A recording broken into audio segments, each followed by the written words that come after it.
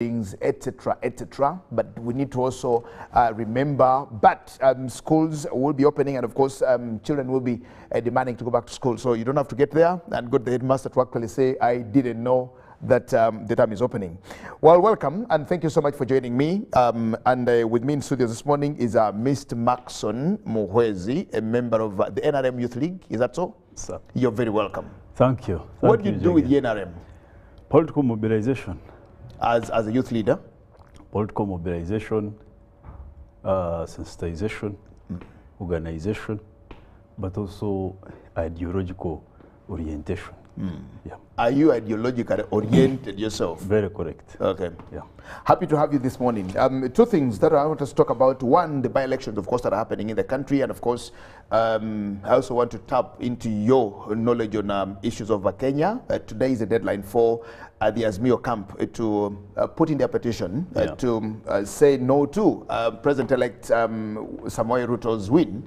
And of course, the rest of us who love the law will get to hearing what the arguments in court will be. But let's get to the by-elections, which seem to be, to many people, the unbalanced. NRM is just sweeping them. There is Musongola, there are several that are happening and that have been happening. Somebody feels it's not a balanced league. Well, thank you, Jagenda. Good morning, viewers. I'm happy to have the opportunity to be hosted here once again. First of all, congratulations to Ugandans. Congratulations to the NRM for this landslide victory. In the 4th century, when this so-called democracy, the paradigm was introduced in Athens, 4th century, it was called the Athenian democracy. And it was far much exclusive in a sense that very, very few individuals and groups were allowed to participate. And you can talk of the young people were not allowed to participate. The women were not allowed to participate. The elderly were not supposed to participate, and PWDs. But this concept, this paradigm of democracy has evolved. It has evolved and it has been adopted by so many societies across the world to suit different political formations. And for the sake of Africa and here in Uganda, we go by its real meaning, the rule of the people. That means everyone must participate for democracy to thrive. The youth, the old, the women, the PWDs, and all of these special interest groups. So the first mark of democracy, NRM takes it. The second is participation. Do people participate? Because at the beginning you asked that it looked like everyone participates in this election. And so it means if you have people, you win. If you don't have people, you can never win. And the NRM does not just have people also, but it has structures. One thing I want to inform Ugandans, and especially the political players, that without the structural formation, it is very hard for you to mobilize, it is very hard for you to win. It is also very hard for you to penetrate any society in terms of politics. So one of the ideas... But you see, Ndugu Muhwezi, of course what your opponents say is you thrive on government structures, not as a party, because there's a fusion between the government and the party. No. So you thrive on the established structures of the government, which the other people do not have the leeway or the liberty to use. Mr. Jagenda, the NRM has what we call special organs.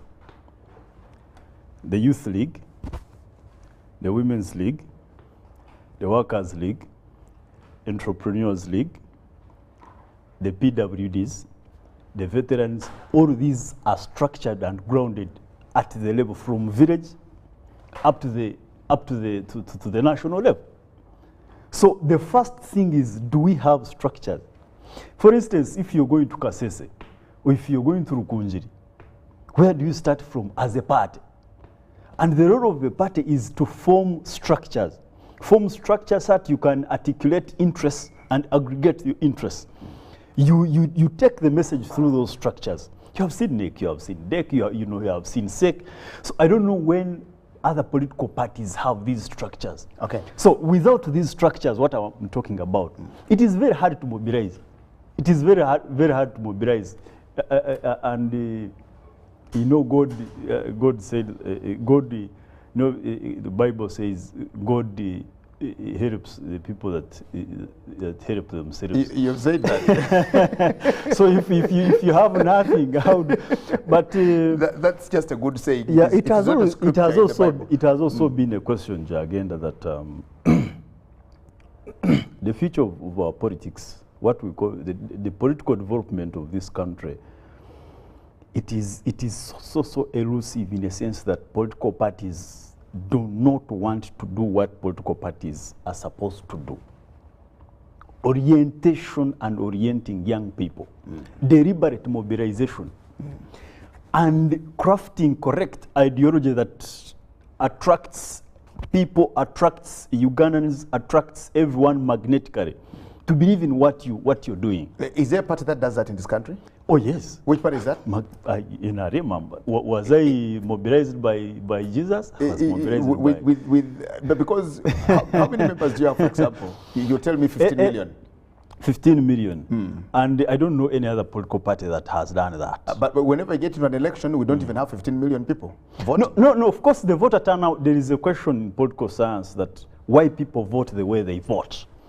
So even with those structures, I can tell you we need to improve. Of course, I can say civic education, yes, it is there, but not at the high level, the highest level. The level of engagement also not at the highest level because of so many priorities. But NRM is far much better. Okay. Yeah. Okay, that's important now. Do we need opposition? Absolutely. Okay. Absolutely. Why do we need them? Of what importance is First of all, before we go to politics, we are all Ugandans. One, we need to coexist. Number two, to check each other. Okay? We have seen opposition playing a very fantastic role in parliament, in the roles of scrutiny, the roles of analysis, and also political, because one of the parameters and elements of democracy is political parties must be allowed to carry out activities. So these activities are not necessarily for one single party system. The activities are for multi-partyism. And so political parties are needed, because you see, Mr. Jagenda, we can wake up in the morning here and maybe NRM is not in power. So if the opposition is not strong and not ready, then the country will be in turmoil. God forbid if we wake up in the morning and NRM is not in power. The question is opposition then ready to drive the country? If yes, is it prepared? Is it being prepared, or is it preparing itself actually? So that is one of the fundamental reasons why we need opposition. That in case of anything, then we are in safe hands.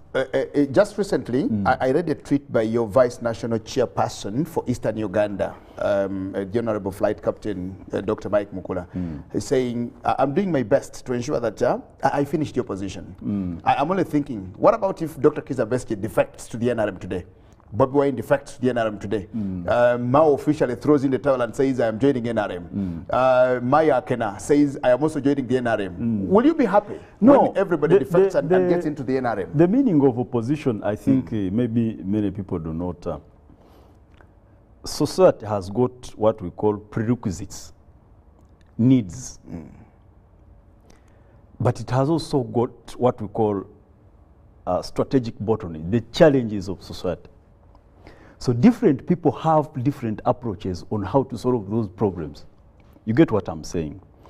It is, for example, if we have an issue here at UBC, and it can be solved, I have a different approach. Mr. Jagenda also has a different approach. Hence the word opposition. So opposition does not necessarily mean these big honchos or strong personalities, people, Dr. Besigye or otherwise. I can tell you whether 70 years, 700 years, 900 years, 7 million years, we will always have opposition, not only in Uganda, but across the world, because people believe in different issues. Now, 7.9 billion people now across the world. Everyone has got a view, an opinion, an approach, and everything. And so people will always believe in different. Just you have seen, for instance, in UPC,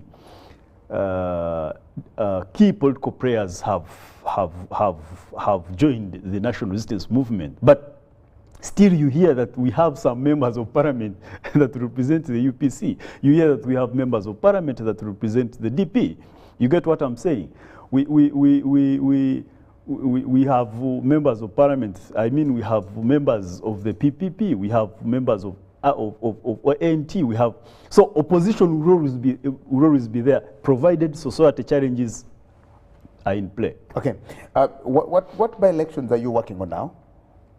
No, we have just finished. We have just finished to Songora. Where you had a landslide. We have finished. You know, there are several different reasons why NRM wins these elections, not just by elections, but elections. Number one is the message. I always think this. Number one is the message.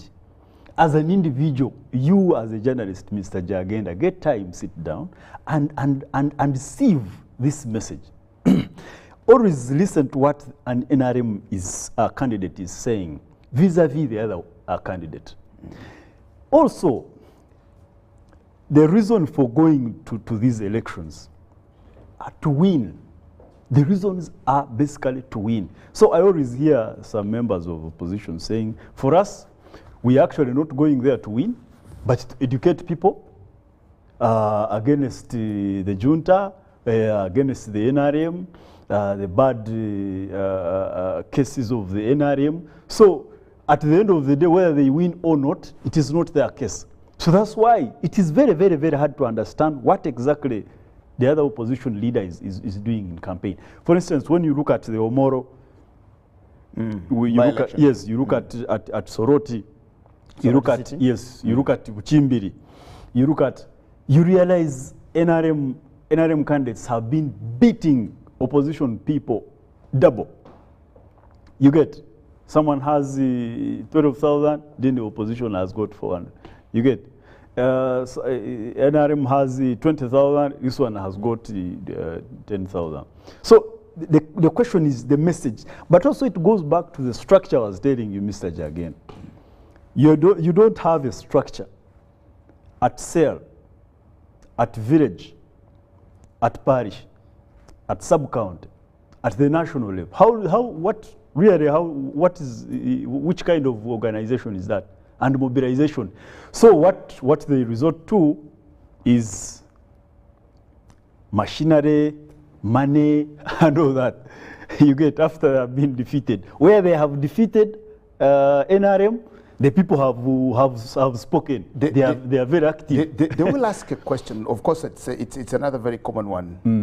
You just talked about a common political science question of why people vote the way they vote. But there's also been an argument of a level ground. Do we have it here? Are you convinced, as Maxon Muhwezi, yes, that I support Chelsea, for example, has beaten 3 yesterday, the other day, and has just watching the game and didn't even know what was actually happening? Sorry. And do you look at that game where Leeds can beat Chelsea 3-0 and they walk out of the pitch? Mr. Jagenda and the viewers, Uganda, like I've told you, and I want to be on record, for purposes of the meaning of democracy, Uganda is the most democratic country in the world. Are you sure? Yep. Quote me. I am sure you're recording. Uganda, going by the meaning of the word democracy, Uganda is the most democratic country in the world. And so, you have seen, first of all, you have seen people challenge themselves at the top level. President. And everyone is free. They campaign the way they want. You have seen members of parliament. We have majority. I mean, NRM has majority, but we have serious number of members of parliament from opposition. It is not true that NRM was not interested in their positions. But because the elections were extraordinarily free, these people were able to win. They did not win by force. They went, they convinced people, maybe they convinced in those areas, they convinced them better than the NRM. And they were able to win. You're at the district level. You know, we have LC5 chairpersons who are opposition and NRM. We have LC3, we have all of these councils. Even in the youth structures, actually, we have got opposition, we have got NRM. And therefore, you cannot have opposition winning with here in Kampala. You know, you vote the person you want. One man, one vote. You win if you have people. If you don't, you don't win.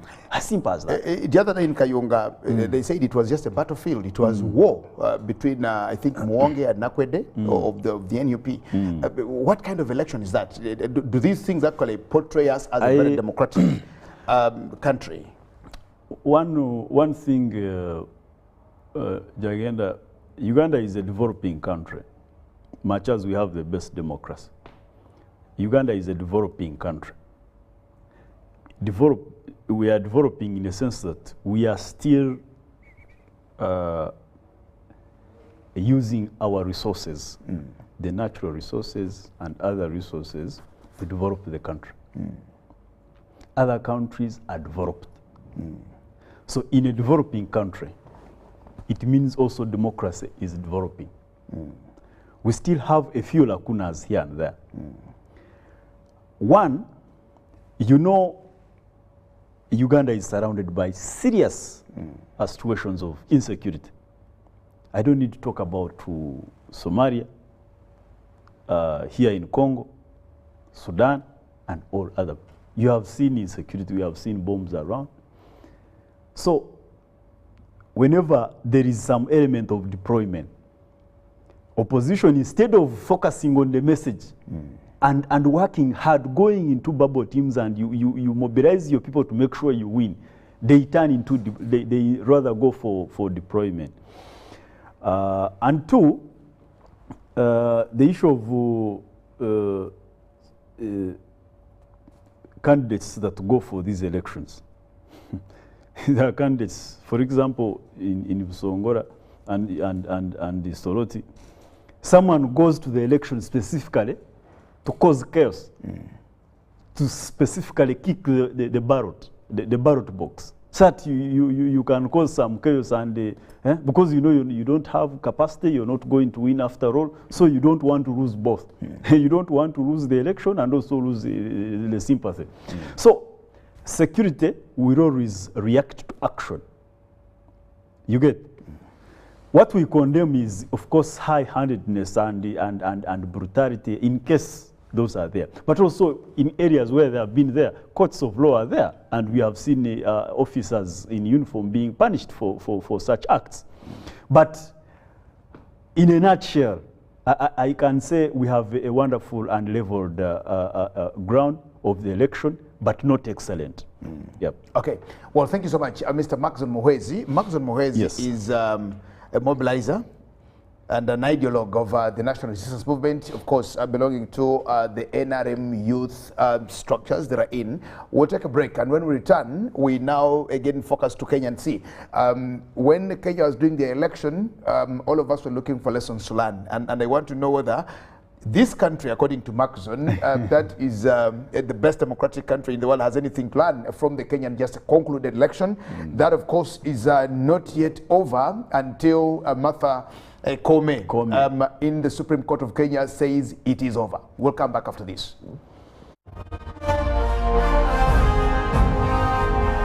Live from UBC Studios in Kampala, this is Good Morning Uganda Extra.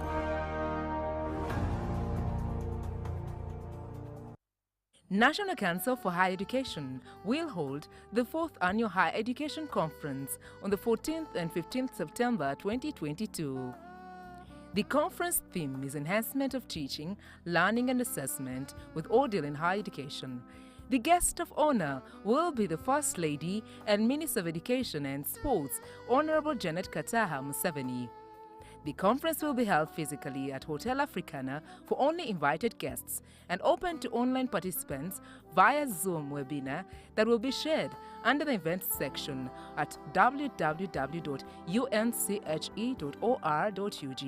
The keynote speakers are Ezra Nazim, Senior Fellow of Higher Education Academy UK, Professor Henk Gerald Sola, a Dutch organizational theorist and Emeritus Professor of Business, Engineering and ICT at Groningen University, the Netherlands. The National Council for Higher Education is receiving papers from researchers and scholars for publication in the Uganda Higher Education Review, Journal of National Council for Higher Education. For more details, send inquiries to cmuhumuza@unche.or.ug, info@unche.or.ug, or call 0783 040024 or 0704 800926 plus 256 39 32 62 140/4. Oh, Susan, I want to propose to Rose. Yes, and this time I am serious. Have you guys had sex? Duh, of course. And have you had sex without using condoms? Hey, nga you're curious. I'm more concerned. Are you having sex with other people? Hey, hello, is this an interview or what? No, just things you should think about. Do you know Rose's HIV status? Okay, this is serious. Should I be worried? It is actually serious. Do you know your HIV status? I think I am safe. Many times we get into situations that put us at risk of HIV. However, the first step to ending HIV is getting tested and knowing your results. It's Time Up HIV. Call 0800-211-046 or text 8080 toll-free for more information about how to prevent HIV. This message is brought to you by Ministry of Health with support from USAID. The Tales of Kasozi, brought to you by Uganda Communications Commission. Hello? Hello? This is Kasozi. How can I help you? Hey, Kasozi, my brother. Long time. We last met when we were at campus. It's been a while, but you are the person I'm looking for. Campus? Really? Hey, you don't remember me? Okay, so how can I help you? I'm stuck in Gulu making millions, and I need to urgently send money to my sick mother. But I can't find any mobile money agent near me. I've sent the money to your phone, as you can see the message. It might take a few minutes to come through, but I urgently need you to send the money to my mother. Let me send you her number, and you send it to her chap. My friend, I'm afraid your mom is going to die. What? Because I don't know you, I never went to campus, and I'm also in Gulu. So can we meet at CPS, we talk about it? Stay tuned for what Kasozi does next. Tofera, refrain from unnecessary engagement with strangers over the phone. This message is powered by the Uganda Communications Commission. Forget last season. Forget the oohs and the ahs. Forget every moment that stole the show, because the real show is here on GoTV. It's the new season. It's action-packed, and it's going to be non-stop football. With over 1,000 games from more than 7 leagues and cup competitions, plus a World Cup. Make sure you get the best seat in the house this new football season. Get a GoCoder with 1 month of GoTV value for only 25,000 Uganda shillings and enjoy non-stop football. GoTV Uganda. Love it.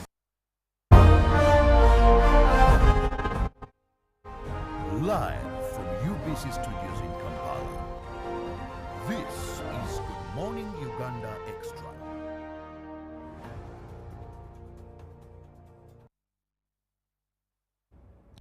Thank you so much and welcome back from the break. We continue with our I beg your pardon, Azakula calling it the Pan-African Friday. It's a Monday and it's our Good Morning Uganda, etc.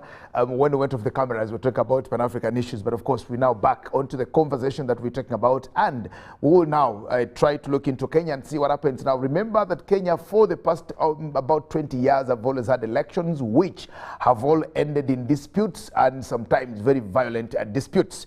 It was until 2013 that they went to court for the first time during the times of Justice William Tunga, and the courts there gave the verdict. 2017, we saw it again happen, and of course 2022. Now, the Azimio camp has until today, 22nd of August, to put a petition to challenge Ruto's win, just right there. And of course, this will also be another showdown of the legal brains in Kenya, where the two camps of the Azimio and of course the UDA of Kenya Kwanza are getting ready. We have been asking ourselves what questions we need to learn, or what lessons we need to learn from the Kenyan question. Amazingly, in Kenya, they are castigating their own system badly. In Uganda, we are praising anything that is coming from Kenya. Which way to go? When you listen to the man there, the Right Honorable Raila Amolo Odinga, he says Kenyans are still far away from that democracy that they should have. In Uganda, we say Kenya has arrived. They are in the promised land. Now, the Israelites who are supposed to go to the promised land are saying, we are not yet there.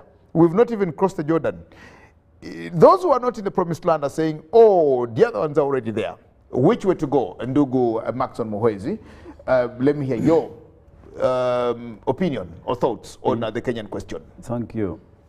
You see, Africa is a continent of 1.4 billion people.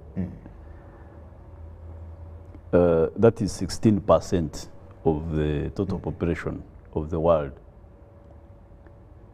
It makes it a very huge continent, 12 times bigger than India, 4 times bigger than USA and China, and 2 times bigger than Russia. You know, all the regions were soccered here, and it is the origin of man.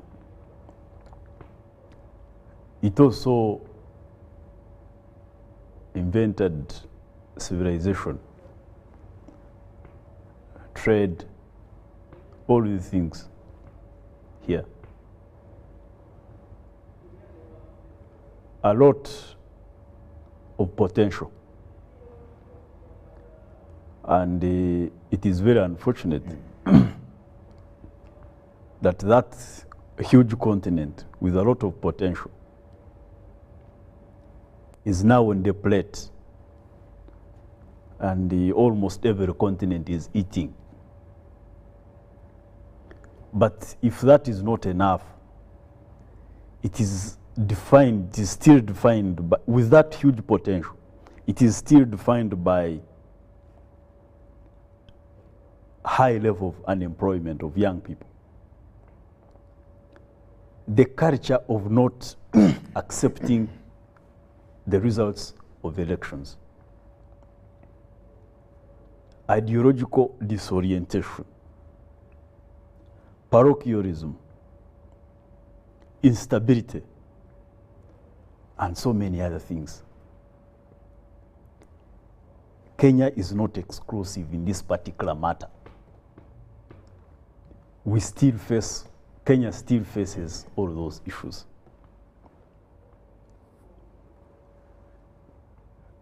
The election for the first time in Kenya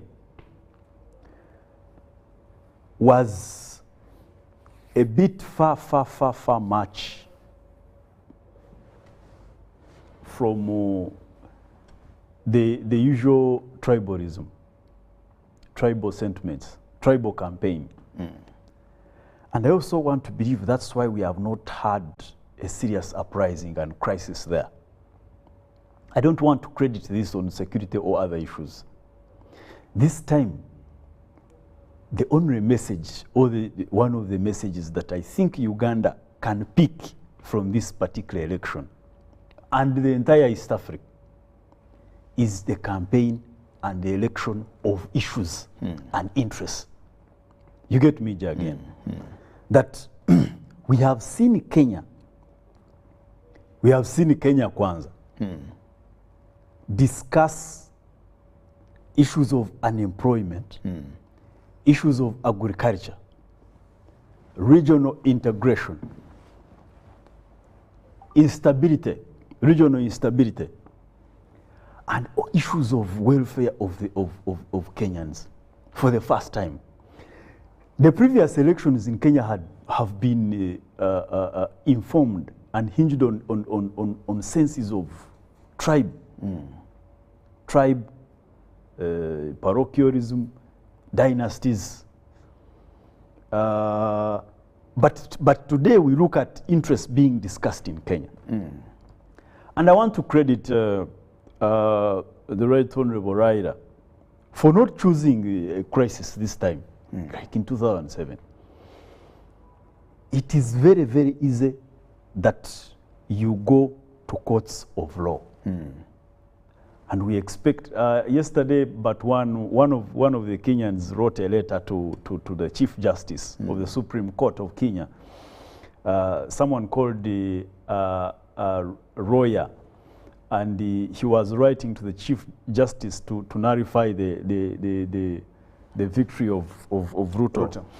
And the lady said, please follow the rules. Go get a legal aid and you file a petition. The letter was received, stamped, but they said it stops there. You go. So according to Raila, today we expect a petition. If it exceeds today, then I think there'll be nothing. There will be nothing. And when they put it in there today, the court has 2 weeks to pronounce themselves on the matter. It has 2 weeks. So if they are to redo the election, they have 60 days. Exactly. So meaning by November again, December, end of December, they should, end of October, they should again have another election. Exactly. So my opinion is really about 63% of Kenyans went to the polls and voted. 77 years, Raila Odinga. Okay? This is the 5th time. Kenyans are saying no. We have a similar situation here in Uganda. Someone has tried more than 4 times, more than 3 times, and Ugandans keep saying no. It means the message is not sinking. It means your mobilization, maybe organization, is not proper. For purposes of consequences of COVID-19, the instability of the region, and where Kenya needs to go, I want to believe Kenya needs a statesman. And honestly speaking, God should speak to Raila, and he pulls out of this whole thing of court. Let Kenya thrive. Let Kenya recover from COVID-19. Let Kenya at least save little money to go back into the polls. Let Kenyans go for development. Let East Africa start. Kenya is our biggest economy here in East Africa. At the moment you give a chance for this election, another election, in my opinion, then you're calling for maybe a crisis. And if this crisis happens, I can tell you, with this economic meltdown across the world, and the Ukraine-Russian war, and we don't have importation, we don't have exports, we don't have money, we don't have, I can tell you it is going to be huge crisis and turmoil. Okay, and I'm sure Raila Odinga knows all the things. He knows there is a war in Ukraine. Absolutely, he knows. Yes, but he wants to be the president. Yes, he wants. And that's why he actually goes. You know, two people cannot be. You cannot have 2 presidents of the country. Of course you can't. Yes, so it should be one. It should be one. Is you see, we've seen it in Kenya before. In 2013, during the times of Justice William Tunga, he dismissed the petition. In 2017, Justice Maraga actually asked them to go. He nullified the election. It's come to Martha Koome now. Now, what happens to Martha Koome is on her bench, she had 4 actually. She had 4 justices who were there with Maraga. One dissented, The 3 agreed with Maraga. Now, Maraga went, but the 3 who agreed with Maraga actually on this bench. Now, Martha comes, and of course, I'm not saying they all the same thing. The other demand that Kenyans are trying to see if it can actually come through is we have seen we have seen a petition that has been dismissed. We have also seen a petition that has annulled an election. We possibly now want to see a petition that just says, it was not you, Muhwezi. It is the agenda. Can Nkomet do that also? No. You see, the victory is not yours. The victory is his. You see, Jagenda. You saw the pattern of the election. Actually, Raila lost in his stronghold. You get what I'm saying? Even Martha Kalua's stronghold in Kirinyaga. Yes. We have seen leaders of the coalition of Raila now going to UDA. And for me, I wanted to ask this question. Is it about an election or it is about the interest of Kenya? It is about Kenyans to sit, even in this particular petition that is coming. I want to believe politics needs, the interest of Kenya need to hover over any issue in Kenya. They can prioritize politics and bring crisis in the country. I have told you, Kenya is facing very, very serious challenges of economy, of unemployment, the consequences of COVID-19, regional instability, issues of the Ukraine and Russia war. All of those issues cannot be solved by politics. It cannot be solved. They have run a campaign of interest. Can they finish it with the issue of interest of Kenya?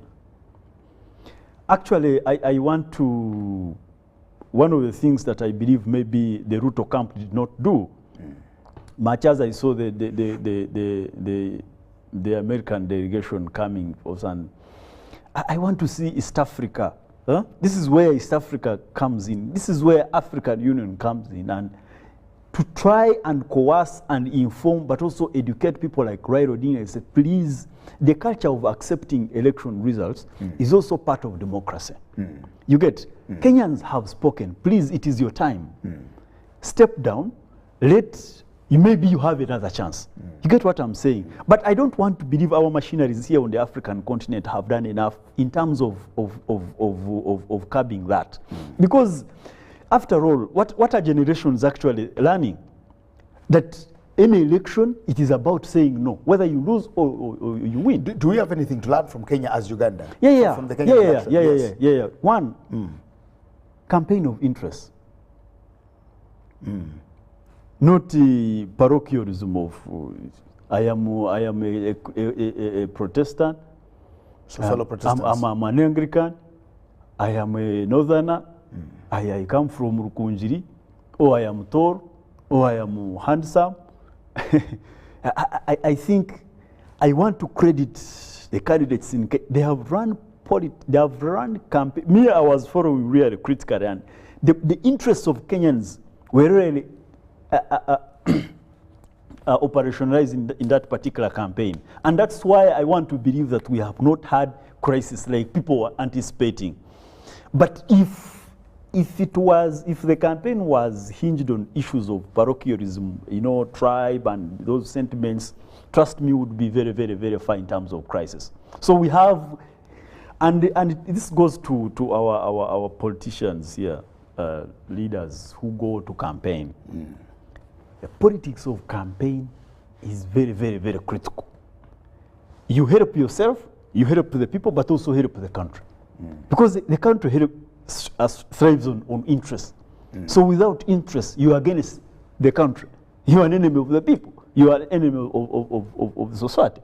So if I was to speak to Raila, and like I said, I don't think the Ruto's camp has done enough in orienting Raila, and maybe we have serious people in the African continent that should have, they have not done that, and they have left a gap there. Someone is going to, maybe he's frustrated at 77, you have lost 5 times, you say, enough is enough. whatever happens, let me just go for crisis. You get? So I don't think we have done enough in terms of engaging Raila's camp. But we have serious issues to learn, particularly issues of interest of the campaign. The electoral body? Yeah. The electoral body? Yeah, I saw one of the interesting communications. I saw the chairman of the electoral body. He made a statement that as others were campaigning, others were making love with the commissioners. I also saw that and said, I wouldn't be saying this, but while others were canvassing, looking for votes, others were making love others with my commissioners. were in trenches looking for votes, while Ruto's camp was in campaign and in trenches trying to, you know, Ruto had very, very serious rallies. So the chairman is saying others were making love with the electoral commissioners. With his staff. With his staff. So it is quite interesting. I hope we don't adopt that here in Uganda. But the other issue was Ruto as an individual. He's just an amazing person. The background, his background, it actually did nothing apart from inspiring him and also inspiring the generations. That you can come from nothing and become something. Do we believe that in this country? That you can start from nothing and become anything? Yeah. Yeah. We all know where the NRA came from. From nothing? Absolutely nothing. I trekked with the President Museveni. Garamba Birembo. Yeah, Garamba Birembo. I remember you were there. And I remember the Honorable Matia Kasaija saying that when the president was going to the bush, his colleagues, he sent him a message that for us we have gone to the bush, but we don't have any coins with us. They have some coins. So Matia Kasaija was mentioning this, and he told us that he gave the president 30,000 shillings. People were going with nothing, no guns, no ammunition, no nothing. But they overwhelmed the establishment of a body of more than 20,000 soldiers from nothing to something. We have seen people rise from here in Uganda from nothing to something. Grass to grass. Or from grass to grace. But Ruto inspires a lot of people, especially young people. We have a lot to learn from him. Okay. Especially in terms of inspiration and being consistent with what you're doing. You focus on that, identify what you want to be, and say, I want to serve this country politically. Okay. I want to serve this country militarily. I want to serve this country administratively or socially. Then you focus on that. Be consistent. Don't be taken by these careerist things, issues of careerism. You know, Ruto, really, if you follow him, you read where he has come from and all those people he campaigned with. Then the issue of camaraderie, the issue of comradeship. Yes, comradeship, the long-termism. I mean, we just have so many things to learn. Okay. Yeah. Final comment to the youth out there in 1 minute. Yeah, the young people.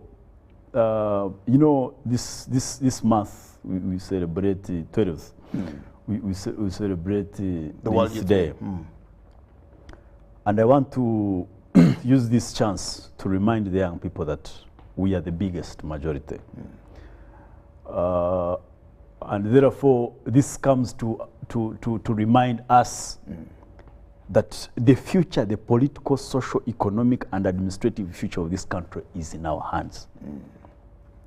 We need to know that Uganda is a developing country. It therefore needs our effort. It needs our support. This also comes to remind us that we have a huge role to play in economic, political, administrative, and social transition of this country. And lastly, to encourage young people to participate in politics. Let me repeat this. Fellow young people, the comrades, please, please, please, please, pick a lot of interest in politics. Okay. We have seen people say it is a dirty game. And one of the consequences and mistakes or even penalties of refusing to participate in that politics is that you end up being governed by people that shouldn't have governed you. Okay. You get? So go, make sure you pick interest in politics, serve this country, because people have served. We appreciate the role of our forefathers. We appreciate the role of our fathers, our uncles, and people that sacrificed for this country to be where it is. Okay. It is now our time to also make an immaculate contribution for the development of this country. Thank you very much. Thank you. Ndugu Maxon Muhwezi from the National Resistance Movement Youth League. Thank you so much for joining me in studios this morning. And of course, I remember you were, I think, at the Guild in Makerere. Yeah, I ran. I was the NRM flag bearer. Yeah, flag bearer. Okay. Yeah, because of COVID, we couldn't. Okay. Yeah. Okay, because of that. Yeah. Well, just wishing you all the best. Thank you so Thank much you. for joining me Thank on you. GMU this morning. For Thank God you. and my country, stay blessed. Shalom.